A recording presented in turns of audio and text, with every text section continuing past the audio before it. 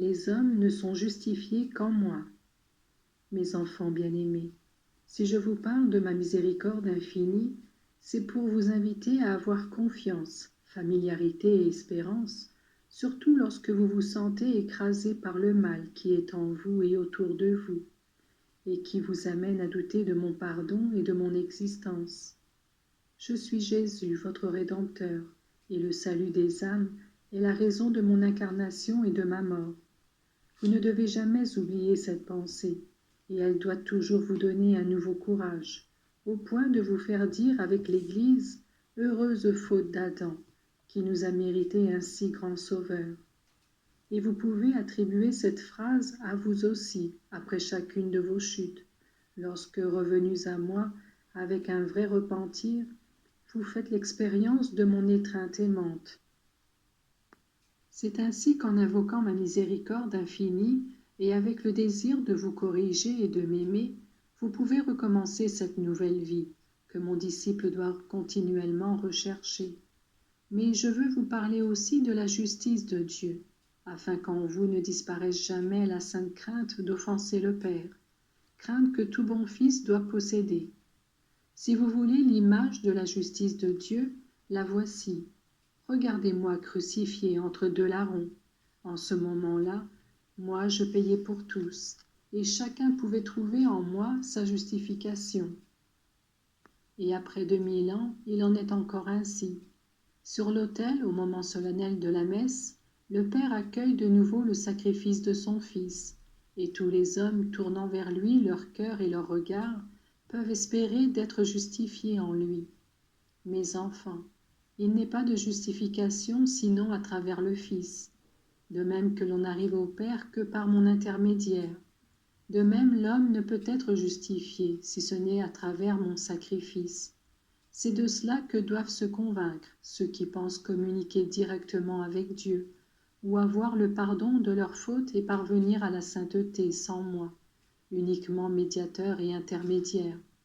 Ce serait comme prétendre arriver dans les espaces sidéraux, sans les moyens que la science met à votre disposition. En moi vous êtes justifiés de la faute que commirent vos premiers parents, et en moi tout péché trouve réparation.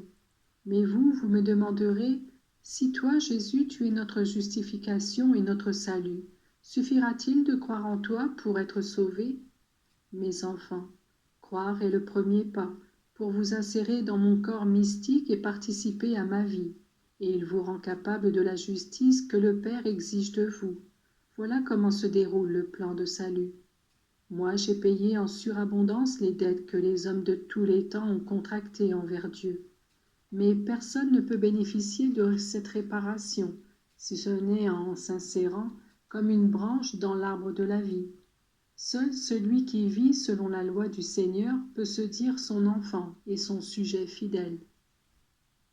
Si je me présentais à vous, et si je vous demandais « Qui suis-je ?», vous devriez me répondre comme Pierre « Tu es le Christ, le Fils du Dieu vivant ». C'est cela que vous devez croire, et vous devez prouver votre volonté de jouir du don de Dieu, en vivant comme de vrais enfants de Dieu. Que dire de beaucoup d'hommes qui vivent sans une seule pensée susceptible de les élever au-dessus de leur corps? Seront-ils justifiés par Dieu qui exige qu'on l'aime de tout son cœur, de toute son âme et de toutes ses forces?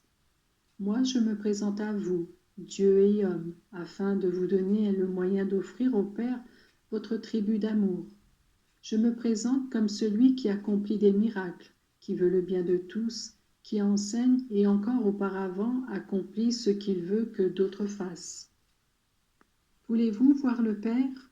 Je vous dis, qui me voit mon Père, qui agit avec moi est justifié par le Père.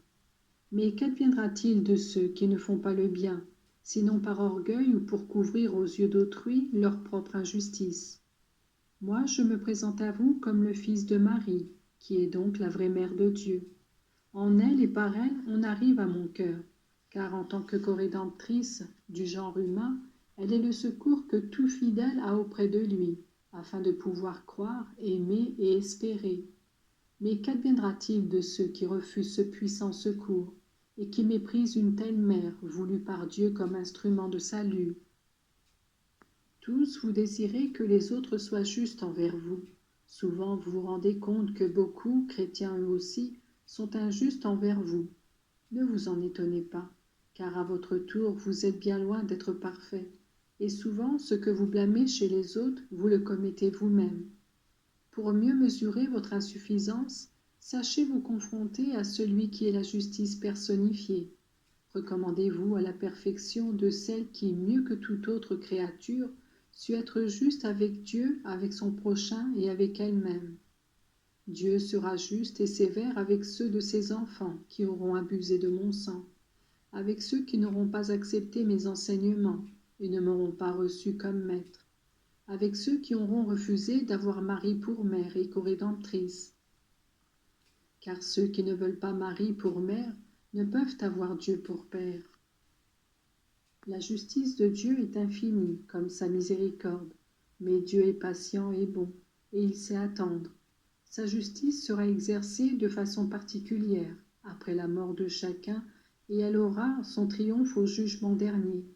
Alors les plaies sacrées de mon corps, lumineuses comme le soleil, aveugleront ceux qui n'auront pas voulu en profiter, tandis que les bons en seront éclairés et en retireront une grande gloire au ciel.